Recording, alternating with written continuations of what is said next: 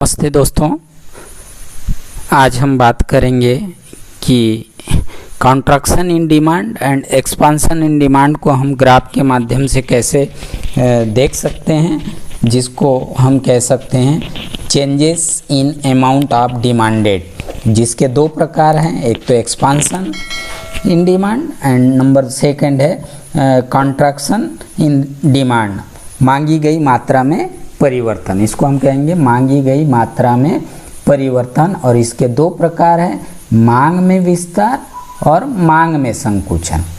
तो जैसे कि आप जानते हैं, मांग में जो परिवर्तन है वो तो या तो कीमतों में परिवर्तन के कारण हो सकता है या तो अन्य घटकों में होने वाले परिवर्तन के कारण हो सकता है। तो यहाँ पर मांग में विस्तार और मांग में संकुचन, ये दोनों स्थिति अन्य बातों के स्थिर रहने पर, यदि कीमतों में परिवर्तन हो तो देन क्या होगा कि मांग में परिवर्तन आएंगे या मांग में परिवर्तन निश्चित है।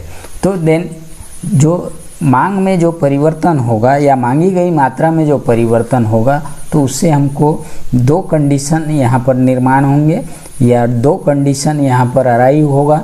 एक तो है एक्सपांशन इन डिमांड और दूसरा है कॉन्ट्रैक्शन इन डिमांड। तो नंबर हम फर्स्ट देखते हैं कि मांग में विस्तार क्या है या एक्सपांशन इन डिमांड्स क्या है। कि कीमतों में कमी होने पर यदि मांग बढ़ जाए तो इसे ही हम कहेंगे एक्सपांशन इन डिमांड। यहाँ पर आप देख सकते हैं वो y एक्सिस पर हमने प्राइस को लिया है, तो यहाँ पर ओरिजिनल प्राइस OP है, तो देन ओरिजिनल डिमांड OD है। अब मान लीजिए प्राइस घटकर OP से घटकर OP 0 हो जाता है, तो यहाँ पर डिमांड बढ़कर OD से बढ़कर OD 1 हो जाता है और यहाँ पर डिमांड में D से D1 ग्रोथ हुआ है या डिमांड बढ़ गया है। और डिमांड क्यों बढ़ा? कीमत में कमी होने के कारण मांग बढ़ गई। तो इसी पोजीशंस को हम A से लेके C बिंदु तक देख पा रहे हैं। तो यहाँ पर A से लेके C बिंदु तक जो मांग में वृद्धि हुई है या मांग बढ़ गई है, उसे ही हम कहेंगे मांग में विस्तार, एक्सपांशन इन डिमांड। और यहाँ पर आप देख सकते हैं कि उसी मांग रेखा पर, DD मांग रेखा पर A बिंदु से C बिंदु तक डिमांड शिफ्ट हुआ है या मांग शिफ्ट हुआ है। तो इसी शिफ्ट को या इसी मांग में होने वाले परिवर्तन को हम मांग में विस्तार कहेंगे, जो एक ही मांग रेखा पर हुई है। अब इसके विपरीत कीमत बढ़ जाए, कीमत बढ़कर OP से बढ़कर OP1 हो जाता है, तो यहाँ कीमत बढ़ने पर क्या हो जाएगा? मांग कम हो जाएगी, मांग में कमी आ गई। यहाँ पर मांग कम, OD से मांग कम होकर OD 0 हो गया है। तो यहाँ पर आप देखते हैं कि उसी मांग रेखा पर A बिंदु से मांग B बिंदु पर शिफ्ट हुई है या मांग में यहाँ पर D से D0 कमी आई है। इसे ही हम कहते हैं मांग में संकुचन, इसे ही हम कहेंगे मांग में संकुचन या कॉन्ट्रैक्शन इन डिमांड।